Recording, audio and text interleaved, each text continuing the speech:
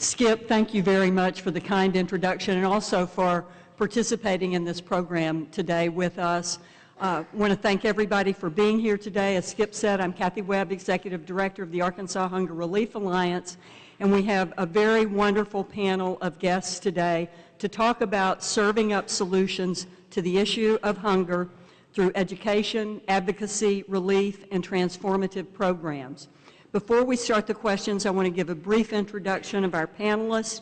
We'll go from my far right, Annette Dove, Executive Director of TOPS, which is Targeting Our People's Priorities with Service, a nonprofit community-based organization dedicated to improving the lives of Pine Bluff children and their community. And you may have seen Annette interviewed by Chelsea Clinton recently. Next to Annette, we have Natalie Jayroe, who flew in this morning from New Orleans. Natalie is President and CEO of the Second Harvest Food Bank of Greater New Orleans, and she came to New Orleans immediately after Katrina, where she coordinated the food relief after the hurricane, after Katrina and Rita. Next to Natalie, we have Bill Ludwig, who came in from Dallas. Bill is the Regional Administrator of the United States Department of Agriculture's Southwest Regional Office. And on my near right, we have Abby Youngken Compton, who is the Share Our Strength Field Manager for the National No Kid Hungry campaign and the liaison between the No Kid Hungry campaign and the Arkansas Hunger Relief Alliance and our campaign here. What I want to start off with, I want to ask a question of all four of our panelists. If you would just give me a brief summary of what you do. Annette, this time we're going to start off with you and then we'll work our way back towards me.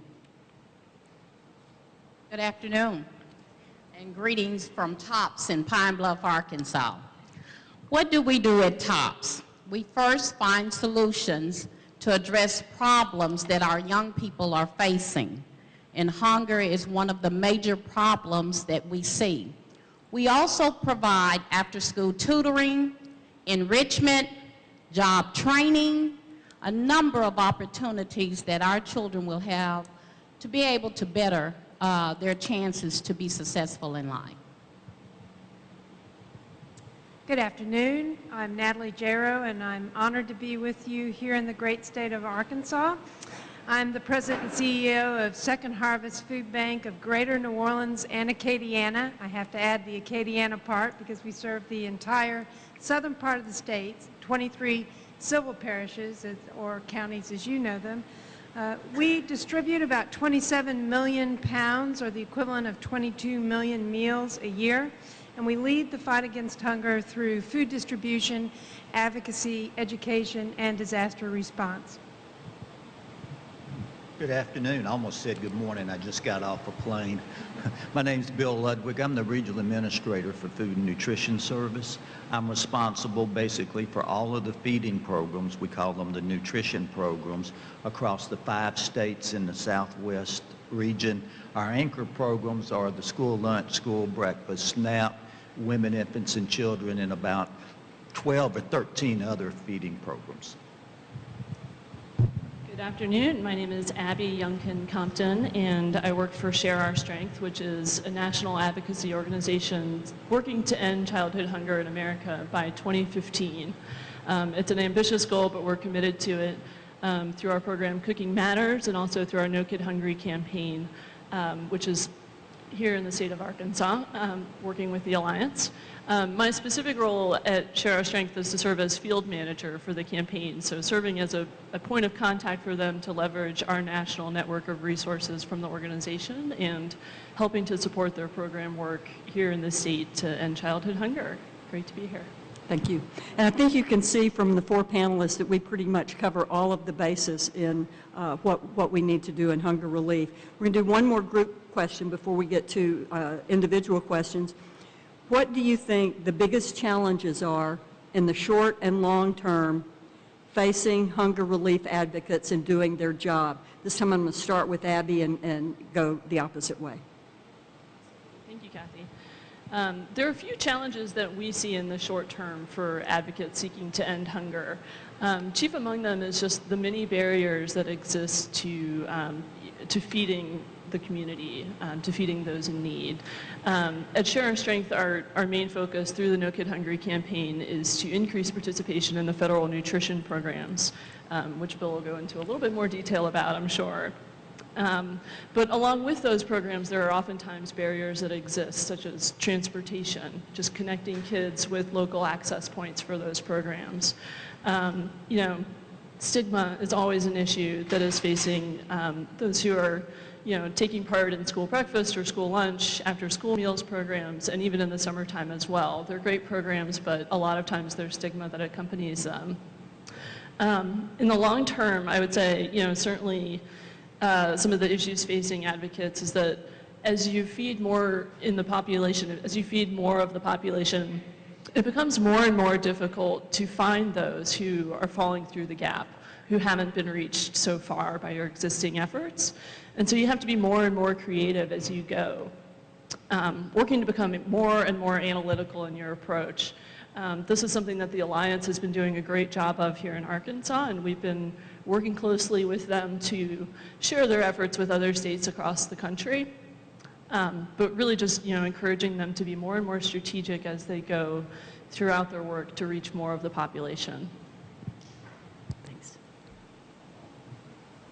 All right, thank you. Let me start off by saying that there is absolutely no reason that there should be any hunger in America.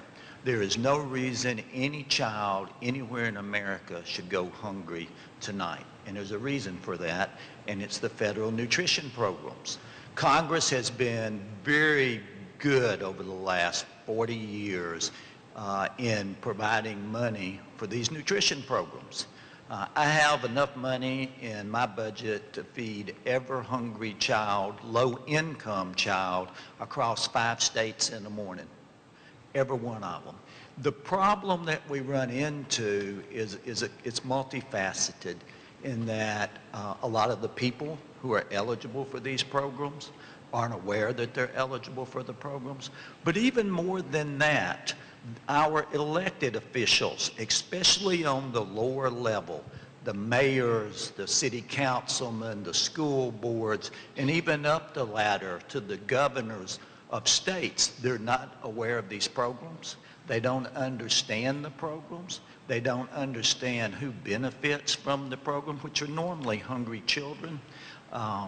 So it's a real challenge for us to educate all of those elected officials, especially our governors, about the need for the programs and the benefits of the programs.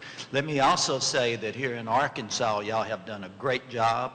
John, the commissioner, standing in the back, I've worked with John for the last 7 years. He's done a great job. And since Governor Beebe's been here, Governor Beebe has done a great job on trying to feed hungry children here in Arkansas.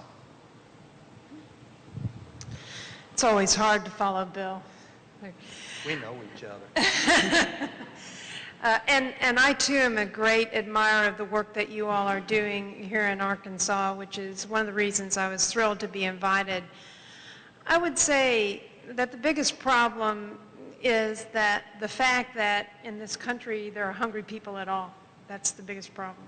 And that we throw away 1/3 of all we grow, manufacture, produce, and prepare when we have the solution to hunger readily available. So our greatest strengths to solve this problem are also, I think, the biggest challenges. As a person that's worked in food banking for many years, I consider what we do in the nonprofit sector to be part of a 3-legged stool that includes government and the for-profit sector. So what we have to say clearly up front is that we cannot replace the work that Bill and the nutrition programs are doing. We are not in the same universe. I think the entire nonprofit anti-hunger movement in this country may be 4 or 6%, you know, the size of the nutrition programs. But we can work in partnership and do some really unique, creative, grassroots-oriented, community-based solutions that really make what we do just so much more powerful. I would say, and I know I have colleagues here in the room, that the current struggle we refer to as the perfect storm, where you have an economic recession, you have our donors, the private sector, which we completely depend on as the other leg of the stool, not sure about what they have to give in their wealth, right? At the same time, we're trying as a country to figure out how we're going to live within our means, and we see those cuts coming and having the impact that they have on us. So I've been doing this for 20 years because no 2 days have been the same, and it's constantly trying to figure out how to keep this three-legged stool working and flexing to find the best solutions in the current climate that make the most sense for the community that I serve. A couple of other things: increased focus on health and nutrition. I think, we have to be part of the answer to those questions, and I'm really thrilled at the work that's getting done to prove the impact of our work, because I think that helps us tell our story to the government and to the community at large. As a nonprofit community-based organization, some of the challenges that we face, especially for my organization, is what do we do for the weekend? We provide meals, breakfast and evening meals. During the summer, it will be breakfast and lunch to our children. But on the weekends, we do not provide those services. So the challenge comes to us: where are the resources that we have to extend those meals for the weekend? For some of our children, it's no meals until that Monday. So how do we solve this solution? One of our efforts is to work with other organizations to partnership, and we're working with that. I see many people in this room that help us to provide additional food for some of the families. This year we're seeing more and more families, those that we normally would not see, come into our office needing food, and we provide the meals, but we really don't do food boxes, but we begin to do that in order that our families will have additional meals for the weekend. There are a number of children who don't get that because their parents don't come, or we don't have the resources to get that food to them for the weekend. Some of the other challenges that we face with meeting hunger is trying to make sure that our children learn how to prepare mini meals for themselves, because some of their families are not there. They're just not there and available. So what we do when we get extra things, we try to set up cooking classes so the kids know how to prepare for themselves, how to meet those needs. So the next group challenge will be for us to start providing food to go home with them. So the weekends that they can provide for themselves when they don't have those parents there in the home. Thank you. Most Arkansans enjoy a trip to New Orleans, and I think that we all watched in horror as the tragedy of Hurricane Katrina unfolded.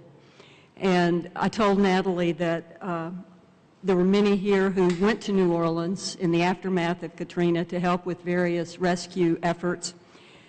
I want to know what's been the most different thing that you've faced as a result of the hurricanes in New Orleans as you have continued this challenge of feeding people there.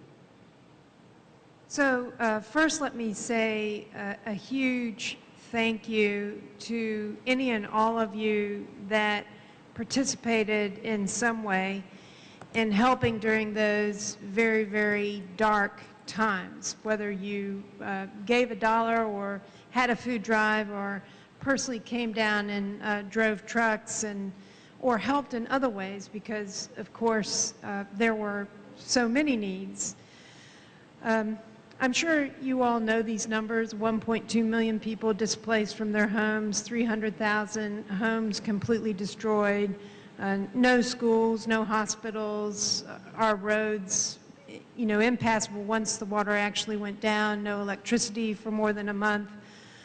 And of course you had Hurricane Katrina followed up by Rita less than a month later, which devastated the southwestern side of Louisiana, and many of the people that had evacuated from New Orleans got caught in Lafayette when Rita came through, and now you had the same kind of efforts and needs going on in that part of the service area. 6 of my own staff were made homeless as a result of the storm, and yet within 48 hours, almost all had reconvened in the Greater Baton Rouge Food Bank. And we operated a facility in Baker, Louisiana, which is just north of Baton Rouge. And with the help of Feeding America and volunteers from across the country, became the largest food bank in the world overnight, distributing 8 million pounds of food in September of 2005 alone, 44 million by May of the following year. So you ask how we did that, and that's a great question, because 3/4 of the nonprofits and faith-based organizations that were our distribution system were gone, just like every other facility and building. So we worked with the National Guard, and I have to once again say that while there has been a lot of criticism, and I think you'll find no one in New Orleans that will not criticize government response at some level, the efforts of the USDA were outstanding and saved lives, without question saved lives. So we worked with the National Guard, we worked with Bill and his team, we worked with the pop-up nonprofits or the disaster, we worked with the Red Cross, Salvation Army, we were feeding people, thousands of people under tents that were living outdoors, living in FEMA trailers when they came in. We suspended a lot of the ways that we did our business normally through food banking. We realized that with a food system completely destroyed, we would have to understand what that was before we could figure out what our response needed to be. So we worked with the universities to do a food systems analysis, and I have a couple of copies of that here. It was a great, great experience because it helped us really think about, the role that we needed to play. I honestly believe that 20 years from now, histories will be written that this great tragedy in many ways saved New Orleans and South Louisiana. We've had an incredible brain gain of young people that have been willing to offer their talent and ability to help the city and all of the southern part of the state thrive. We, as nonprofits, sat at the table with groups that we would never have been at the table with. We were talking about health and nutrition because what we were doing was literally keeping people alive in the immediate days following those storms. So it's always got to jump on some of the thinking that was happening around the nonprofit anti-hunger movement. And I guess that's where I will end, because what we did not want to have happen is for people to think that there was a difference between the disaster of Katrina and Rita, as devastating as it was. We were talking, for instance, about the fact that we had no after-school programs for many years because we had no schools, and we first needed to get the schools back up before we could think about the things that we depend on as a society. It's an incredible lesson to have the infrastructure completely destroyed and learn what it is that you've depended on, the grocery store, the transportation system, the things that you've depended on to actually make things work. But what we've been very careful to do since then is to say to people that hunger is always a disaster, whether it affects a single person or an entire community. And, I think that one of the things that has helped us as the food bank in South Louisiana is that people down there know how close they are to needing a helping hand. They experienced it. Everyone was on disaster SNAP after those storms. They know how how valuable the federal government nutrition programs are, how valuable a very strong nonprofit community is, which stepped in the breach in those early days and did a lot of the work when we could not depend on anyone else. So again, a huge thank you to everyone that helped us. I hope that you're proud of some of the things we've accomplished and some of the good news coming out of our city with our charter school movement and our green building and you know, the other experiments that we're trying and praying will take root. Thank you, Natalie, and I hope we don't need your specific expertise in disaster relief, but just blown away by what you all did, and thinking of becoming the largest food bank overnight is just daunting and hard to kind of wrap my hands around. Annette, you mentioned some of the programs that you all run, and one of the things that you all have really worked hard in, one of the areas is in education. Could you elaborate a little bit more about the educational components of TOPS and maybe even share a couple of success stories with us? Okay. When we started TOPS, and you have to know the history of it, the original goal was to work with the churches in our community to develop programs. When that was happening slowly, we began to offer services. And one of the first programs we started off was RIF, Reading is Fundamental. And I had that program when I was a hippie director, and I wanted children in the housing complex to have the opportunity to have books. So that's when we started. We would just take books, sit down with them, read, give them books for ownership, and then ask them to read and come back and tell us about what they've read. It stemmed from that to actually having a place that they could come and be safe. Safety was the #1 issue. As I began to talk with some of the children, I realized they were doing very poorly in school, so we wanted to tutor. We started tutoring, and our goal was to start with 15 children. And before long, we started having teachers and counselors calling us, wanting us to work with children that they saw a success. So we started an after-school program, and we were given by the city a building to work with our teenagers.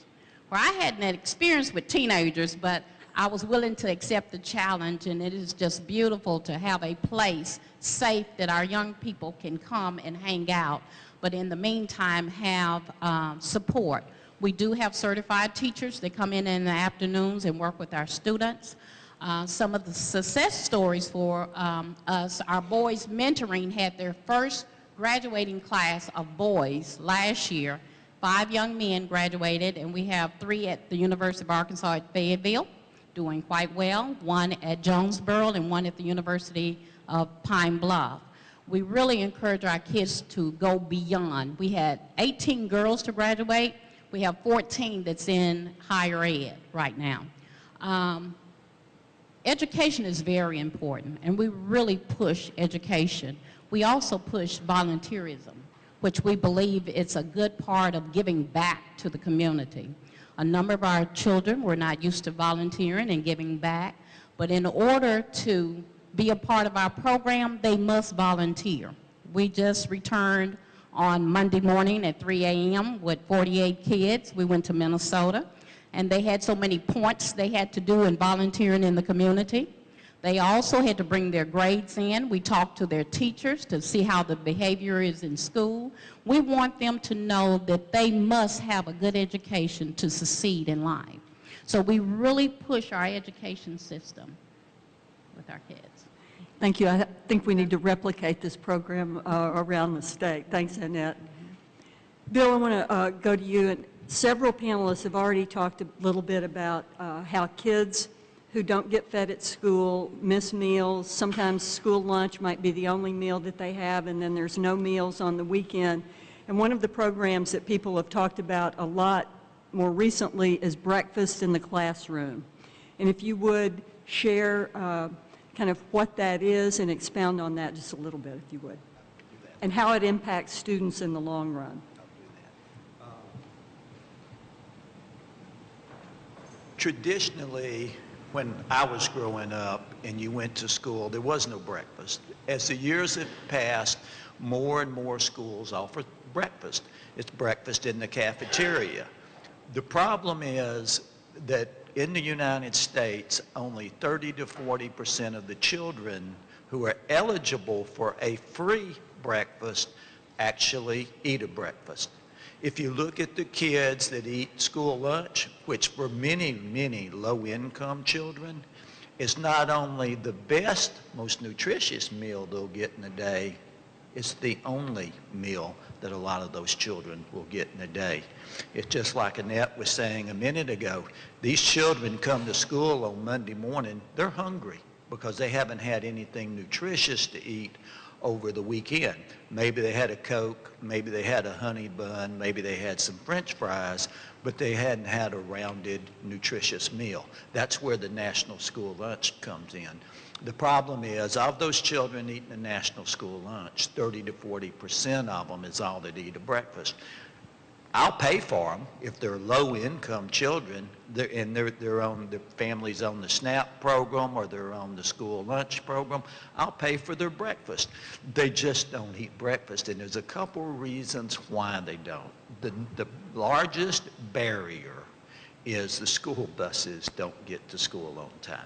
The school bus system has been designed to be so efficient that it can pick up as many children as it can and get to the school just as the bell rings. Well, if you don't get to school 30 minutes before time, then you don't have the opportunity to go into that classroom and eat breakfast. I work with a lot of organizations, Natalie down in New Orleans, and I've been working for the last few years with, help me, Share Our Strength, Abby. Share Our Strength, and they've done a great job. I'm working with them in 3 different states, and they do a great job, and they specialize in breakfast and models that school systems can adopt and implement that actually work. They've worked in many other states and many other districts. It takes, to be able to serve breakfast in the classroom, it's not hard, but it takes change. You know, and people just don't like to change. Principals, superintendents, school nutrition directors, change is difficult. But for those that have gone through the change, and I'll tell you from my perspective, it's not a lot of change. It's just a tweaking of your procedures. Instead of serving in the cafeteria, you serve it in the classroom. But it is a slight change. But for those that have gone through it and are serving those children in the classroom today, will not go back to serving breakfast in the cafeteria. The benefits are tremendous. I have the opportunity to work with a lot of local superintendents and a lot of principals, more superintendents and state superintendents. But I can tell you, I'm going to give you a couple examples of some school districts you'll recognize. Houston, which is the 3rd largest ISD in the nation, serves every elementary, every middle school, and this year, every high school in Houston ISD serves breakfast in the classroom. Dallas is in the process of implementing breakfast in the classroom. They have about 60% of their elementary schools, and we recommend that they start off with elementary schools and schools that are a minimum of 75% free and reduced. If they're 50% free and reduced, we don't go there. 75% free and reduced. Irving serves every child in Irving. Dallas is at 60%. Fort Worth is in the process of implementing breakfast in the classroom in every elementary. Grand Prairie. Once those superintendents learn and they find out that I'll pay for it, you know, that really makes a difference with them. But when you go back and talk to them, and I had met with the superintendent of Irving a couple weeks ago, and they all tell you the same things. The grades go up, the absentee goes down, the children's behavior is better, and the number one question that's not asked once they start serving breakfast in the classroom is, you know it, is when's lunch? They stop asking the question, when's lunch? So it takes a change on the part of the school system to be able to implement it. But if they're 75% free and reduced or higher, there's absolutely no reason that they shouldn't be serving all those children, because that's the second most and best meal of the day, and that's breakfast. Our mothers told us that for years, and guess what? Mama was right. I would like to say just one quick thing that Natalie mentioned. Natalie was actually exactly right about New Orleans. She can't describe it. No one else can describe it, how bad it was there if you didn't live through it.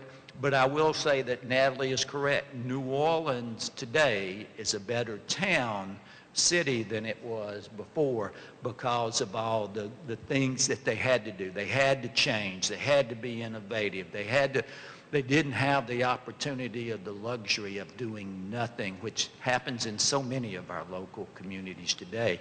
But I would encourage you to go to New Orleans. It has changed. It's a great city once again, and a fine place.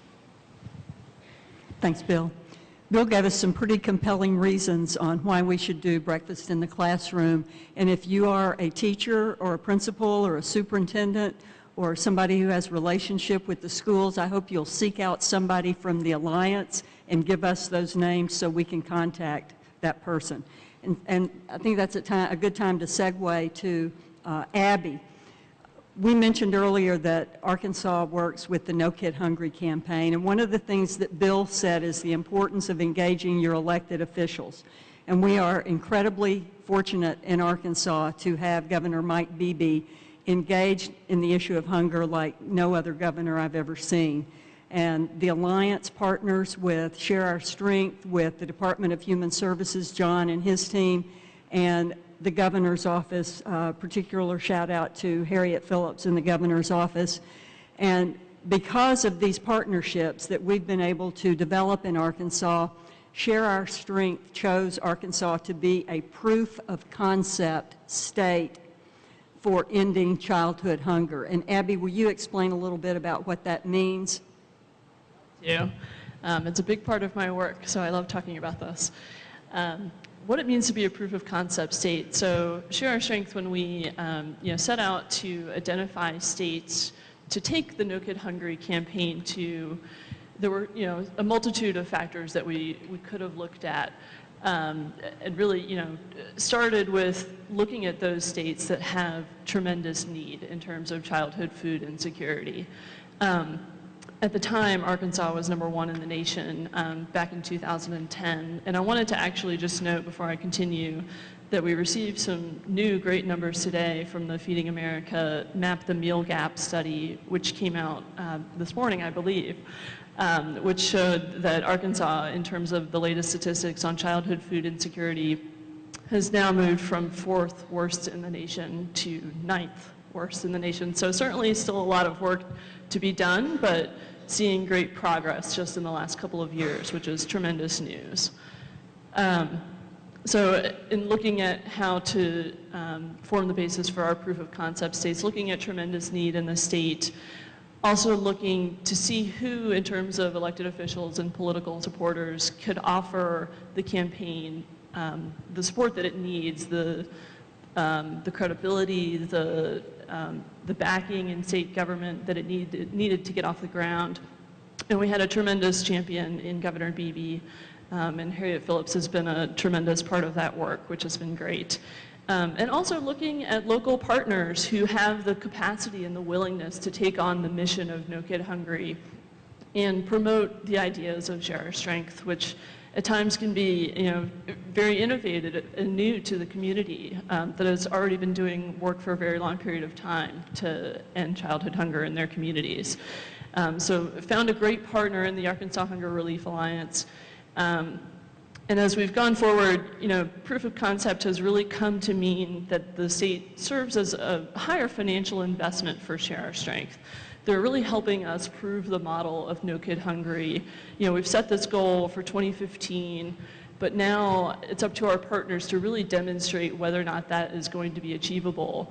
We're confident that it is through their work, and we're seeing, we're learning a lot of great things from the Alliance and the work that they've been doing over the past 2 years that is helping us educate our other state partners and our No Kid Hungry allies and additional contacts throughout the nation that we've made to really educate them about what tactics have been the most successful and what approaches can be the most cost efficient in terms of maximizing resources.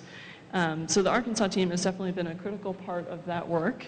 We're thrilled to have them, and continue to look forward to see all of the great successes that are sure to come later this year from their work.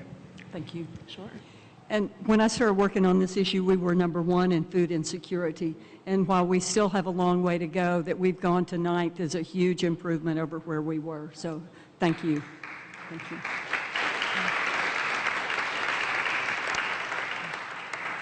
Natalie, I see a lot of people in the room who don't work on hunger issues on a daily basis, but we need their help when we work with our elected officials. We need them as advocates. Can you tell us a little bit about how the food bank, your food bank, engages in the advocacy issue, and how we might enlist the support of all the people in this room to help us talk to their elected officials, both at the state and federal level, to advocate for hunger relief?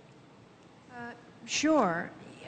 First, to me, the word advocacy is somewhat charged, and I would say even in the food banking world, there are many of us that really held the notion that we wanted to take a perspective with our leaders, our federal and state leaders, at arm's length for many, many years. So in my view, advocacy is really about education. So every time I can connect a teacher are our biggest allies in this issue of how hunger affects children. And anytime I can connect a teacher to someone that's challenging the notion that there are hungry children, then that's a win. I know that the teacher is going to win that discussion, and that's an example of advocacy to me. So, I've been doing this for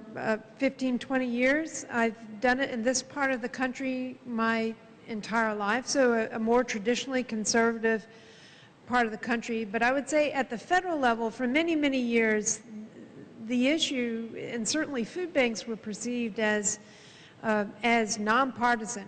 And I could always visit my federal legislators, and the door was open. They wanted to see me. Everyone supported the work that we were doing. I have to be honest, in our hyper-partisan world that we live in now, that's gotten a little bit more challenging. But I think we're required to make sure that this issue is taken out of the larger question of the direction. And there are lots of ways we can do that. Number one, I hope everyone here knows that the Farm Bill is currently being debated in the Senate. So we will be sending out from our food bank, and I hope that you all will see requests for the public to please weigh in with the Senate and let them know that nutrition titles, nutrition programs are an essential part of the fabric of our society, and programs that as Americans we support. One of the most successful advocacy measures that we've taken is to gather the Archbishop and the other faith leaders and the faith community and have this discussion about hunger in the community and our values as a country. And we came to agreement that we believe that the majority of the country thinks that hunger is an issue that we want to fight and we want solutions to, and that we will support at any level. So Senate this week. In a couple of weeks' time, the Farm Bill will be debated at the House level. I would ask everyone, please, if you do nothing else, weigh in with your view of these very, very important programs at the federal level. But that is not the only place, of course, that you can advocate. I congratulate you in Arkansas for the tremendous work that you're doing here at the state level. I'm here partly to learn from that and see what more we can bring down to Louisiana. But we've also made great progress, as Bill knows. We've formed an association. We have a governor who is supportive, quietly supportive of a lot of what we do, because he understands the value of public-private partnerships. And what an extremely important role the nonprofit anti-hunger movement plays in his community. And then at the local level, food policy councils. I think one of those amazing collaborations that would not have existed prior to Katrina and Rita is that we're at the table with the urban farmers, with the universities. We're talking about gardens. We're talking about local food systems. We were actually asked by the state to put together our first Food Access Summit, which will not only include a hunger-free Louisiana plan, but will also try to connect farmers to schools and help food policy councils get started in local and regional parts of our state. And it will look different in rural parts of Louisiana to what we've done in New Orleans, and should look different. But I think, long term, as the food banking movement has to be part of a local, sustainable, strong food system. I'm thrilled that we got invited to the table. I think we were missing piece for many years, but the people that we serve, it's important for the folks that I serve to have access to a grocery store that has fresh fruits and vegetables. I need to advocate for that. So I consider that another extremely valuable part of our advocacy work. Thank you. I want to do two more quick questions before we open it up to the participants. And also I want to make sure before we end that we get your handouts passed out. Abby, talk to me for just a minute and to everybody here about a program called Cooking Matters and how that fits into hunger relief, nutrition, obesity, disease, and if it's a program that you can look at and measure long-term success. I know Phyllis Haynes is here from the Arkansas Food Bank. The Alliance is the lead partner in Arkansas for Cooking Matters. We're going to be rolling it out, and I know Phyllis is here, and they're going to be starting a Cooking Matters class sometime in the next couple of weeks. So. Absolutely. So at Share Our Strength, we really view Cooking Matters as being a core component to the work of ending childhood hunger. So we really view it as being two sides of the same kind of partnership working together, with access to the federal nutrition programs and then education. So access and education combined, with Cooking Matters really meeting the need of nutrition education. And what that means, Cooking Matters is a program, to just give an overview, that helps families at risk of hunger get more from their food resources. So parents and caregivers learn to plan and shop for and cook delicious and affordable meals and snacks for their families. So, as Kathy mentioned, we're thrilled to have the Alliance taking on the role of serving as a new lead partner for Cooking Matters in Arkansas. And our goal is that through their work and through the work of others in the state, that we can really establish a permanent Cooking Matters program in the state, holding 6-week courses that really give families the skills to take these, take what they learned back to their families and continue cooking healthy meals and affordable meals using their SNAP and WIC resources much, after the class has completed. Another core component of that is our Shopping Matters program, which is a tutorial that helps guide families through the grocery store and teach them how to select foods that fit with their SNAP and WIC dollars so that they can take that home and actually make a complete meal out of it for their families. And we're hopeful that, by reaching out to the community and with Shopping Matters in particular, spreading that resource through our training materials, through our access guides, that we can really give Cooking Matters a statewide presence in Arkansas to really help give the lasting impact of nutrition education in the state. Thank you. And our goal is to get 4,000 people through Shopping Matters between now and the end of the year. And that's just a starting point for that. One quick question for Bill before we go to the audience.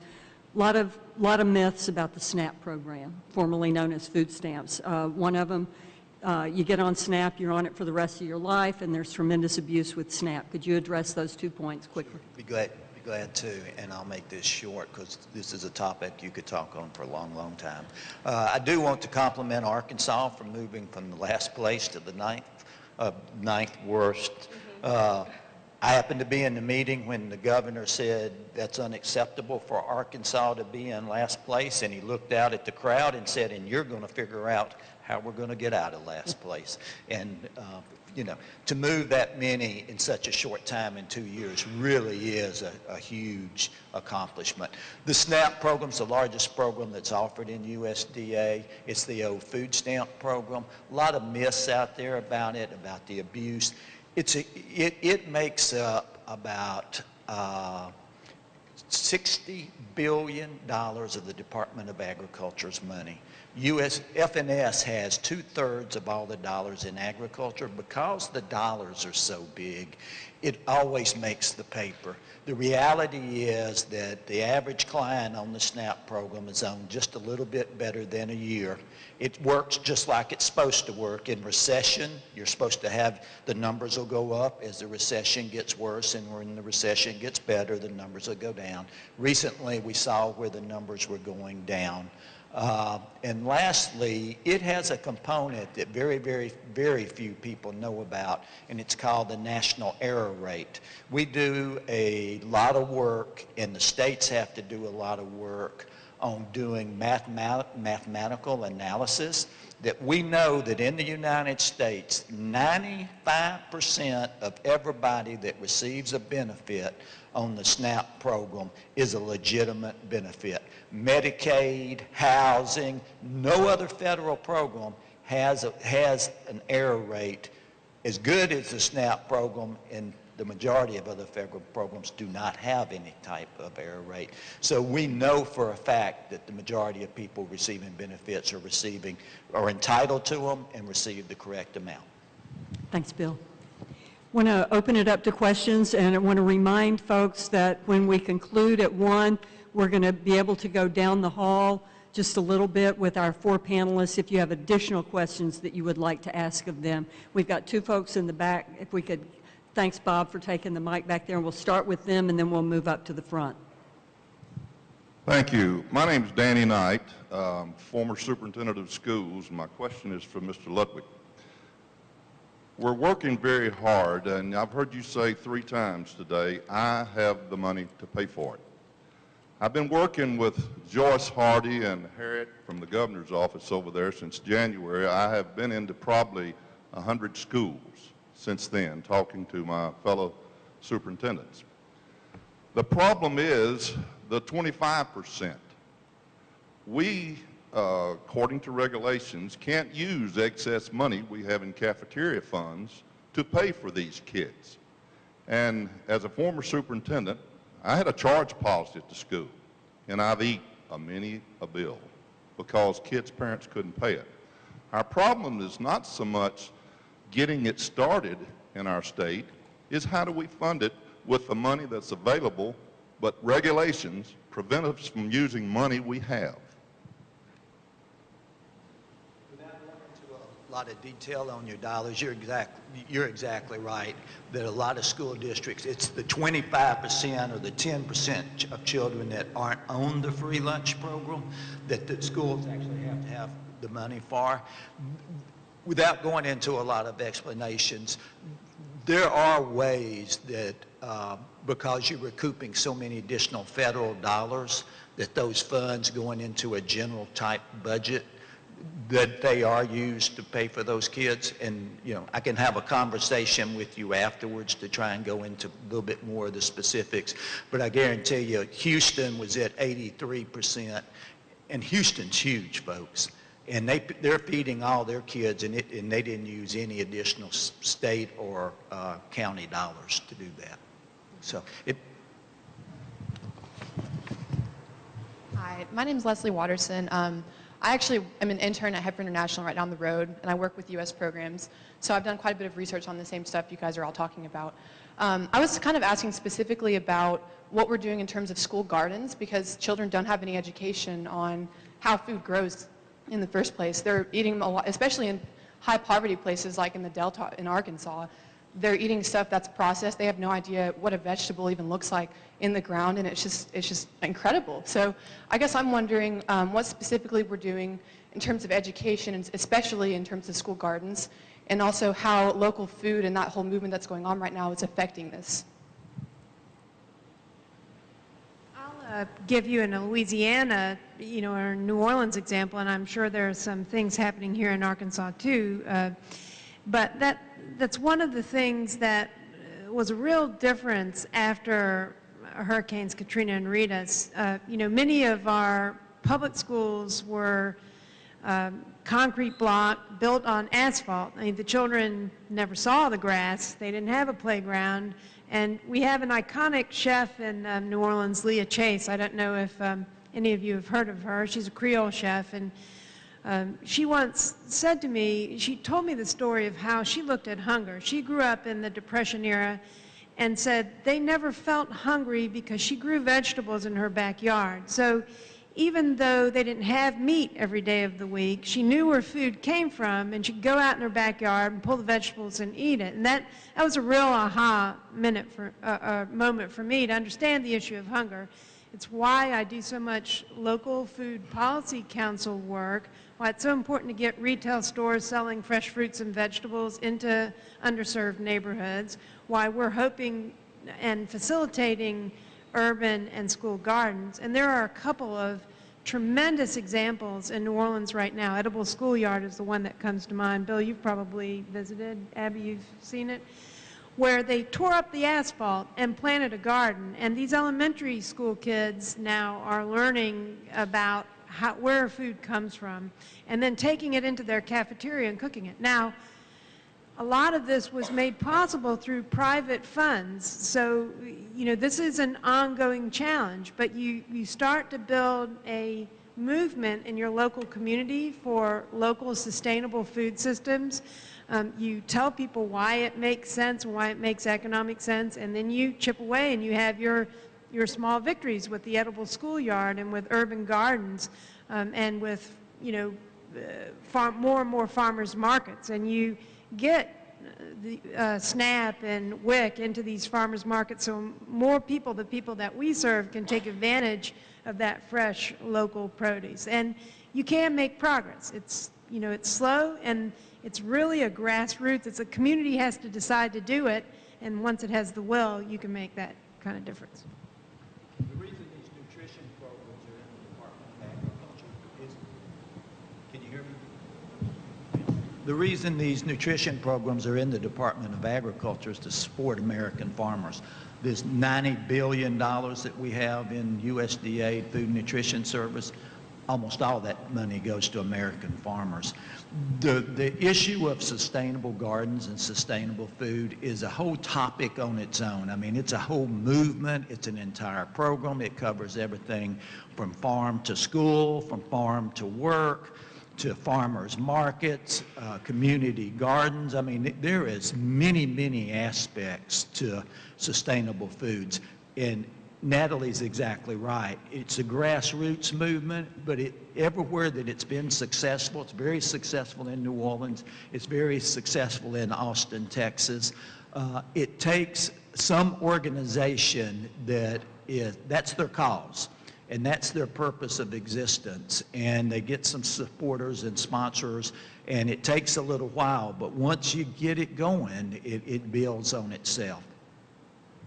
And there are a number of programs in Arkansas, and the Alliance is partnering with many groups in terms of school gardens.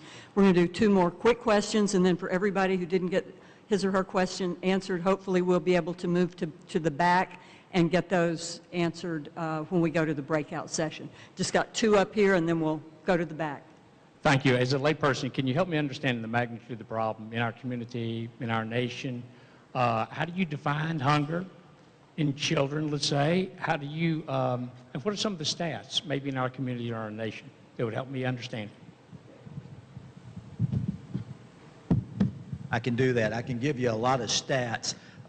Nationwide, there's 4.8 million individuals, 17.2 million households that's food insecure. Food insecure is a study that's done nationally every year. It's sponsored by USDA, and they come in and they do all types of surveys and regression analysis to come up with what food insecurity is. Food insecurity technically is, the term means that you're at least one night a week or something like that, that someone in your family goes to bed hungry or not knowing where their next meal is going to come from. And then it digresses down from food insecurity to those that, do go without meals and are hungry. There's over the children at risk. Children are most at risk of going hungry. In 2010, there were over 16 million children lived in insecure households. We have a website that you can go to at USDA FNS, and it has all these statistics on it. But one of the things about the SNAP program that people don't know is that 50% of the people on SNAP are below 18 years old. So if you're a family and you apply for SNAP and you've got 2 children, those children are on SNAP. Nationwide, over 50% of the children, over 50% of the participants in SNAP are children. Bill, isn't it 1 out of every 6 families in the United States is on SNAP at this point? That's an old stat. That was before the recession. Today, 1 out of 4 families are on one of my programs. 1 out of 4. Before the recession, it was 1 out of 6. From our organization, when you find a child going in the trash to get leftover food, that tells you that that child is hungry. And we see that. Fred, we want to wrap it up with you. Thank you. Hello? Okay. My name is Frederick Love. I'm a state legislator here. I serve with Kathy. And also, I have previous experience. I've worked with Phyllis Haynes. I actually worked for Phyllis Haynes years ago at the Arkansas Food Bank. And so, Bill, I'm going to direct my questions to you because I'm pretty sure that you can answer them. I'm familiar, we're going to switch gears and not talk about SNAP, but the child and adult feeding program that you all administer. And my question is twofold here. Number one, I know that you all have relaxed some of the red tape on the child feeding program. However, when we try to address the weekend hunger and we try to address the summer feeding program, there's still problems there. And what I would like to know is, during your public comment period and different things like this, are you all willing to take some feedback on those programs? And I ask you this is because, number one, I have administered the Backpack for Kids program where we send food home for kids. However, that is not compensable with your program. Number two, have you all thought about working with the Department of Ed on your summer feeding programs? Because here in Arkansas, our problem is we don't have the infrastructure to administer those programs in our local communities. However, school districts do have the facilities, and therefore that's where some of our problems come in. And so have you all discussed actually maybe compensate the school districts on some other route to actually have the facilities open during the summer so that we can feed more of the kids during the summer, as well as address the issues on the weekend feeding programs? Get the answer to those real quick. We do not have a weekend feeding program. There is a backpack program that's administered by a lot of the food banks. Our programs are geared more Monday through Friday, and that was because of congressional issues that we don't have the backpack program. We're not everything. It takes that public-private relationship. So the backpack program and most of your weekend feeding is through the food banks.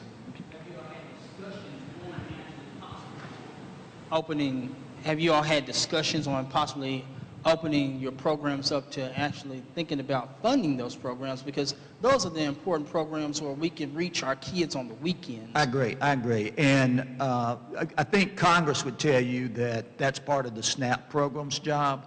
The reality is that we can feed, like during the summer, if you've got a summer program that happens to be on Saturday, we could feed through it.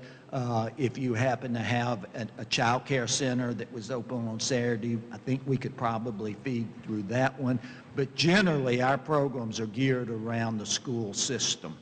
And one of the things, the summer program is extremely important. We talked about how important lunch is and school breakfast is. Where are those children eat in the summer? Chances are they're not eating. If they are, it's eating junk food. If you look at the stats, children gain more weight in the summer than any other time period throughout the year.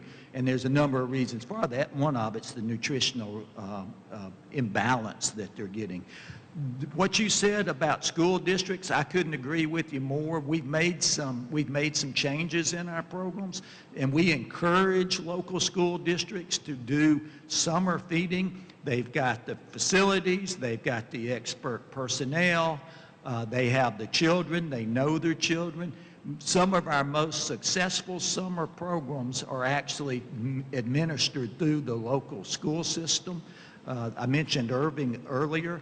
The Irving ISD provides the entire summer program for Irving. They do breakfast in the classroom. They take a holistic approach, and we try to encourage that. So yes, you're right. We wish more school districts, and we have made some changes so it's easier for those school districts. And Fred, there are also some schools that are starting pantries on the school property, and then that's a way that kids can get fed on the weekend. There are hospitals looking at starting pantries that we've actually been in conversation with. So 2 more opportunities of places to do feeding on the weekend. Natalie, you want to wrap it up, and then we'll... That's a great point, and I've heard about those mobile pantries that are being done with schools right now, so that is a possible solution, and I realize Backpack is. But to jump on the summer feeding, because that's another story of New Orleans of how things have changed over the last 7 years. And my board carefully looked at what we needed to do about summer feeding, since only 13% of our children in the greater New Orleans area, not to mention all of South Louisiana, which we're obligated to serve, only 13% of the kids on free and reduced breakfast and lunch were also participating in a summer program. Again, all those programs were destroyed after Hurricanes Katrina and Rita. So we built a kitchen, and this year, and this is a great volunteer effort, with 4 staff members, we'll be producing 8,000 meals a day, 4,000 breakfasts, 4,000 lunches. 4 staff members, everyone else is a volunteer. So you ask about the many ways we depend on the community to make something happen. Summer feeding is definitely one of those instances for us, and that's a partnership with our Share Our Strength in New Orleans, with our school system, because our RSD, our Recovery School District, is doing a lot of those summer feeding programs, with our New Orleans Recreational District that's doing some other, with our charter schools, because we have 16 different school food authorities right now just in New Orleans. So we've brought everyone to the table under the mayor's kind of leadership and guidance, and have really turned around summer feeding in New Orleans. So again, you got to look for... What Natalie didn't tell you is she stepped up to the plate and said, we will feed any child in New Orleans that's in a congregate setting. All you have to do is call us. We'll be the primary provider of summer meals for the city of New Orleans.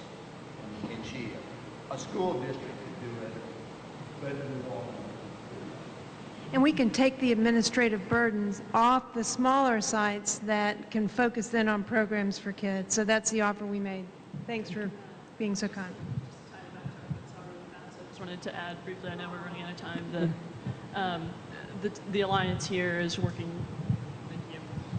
The Alliance here is working through their own outreach program to help work with sponsors and identify sponsors and sites throughout the community who can help serve that role as a sponsor in a similar way to Second Harvest working in New Orleans. I want to thank you all for coming. There's still a lot of questions, and thank the panel.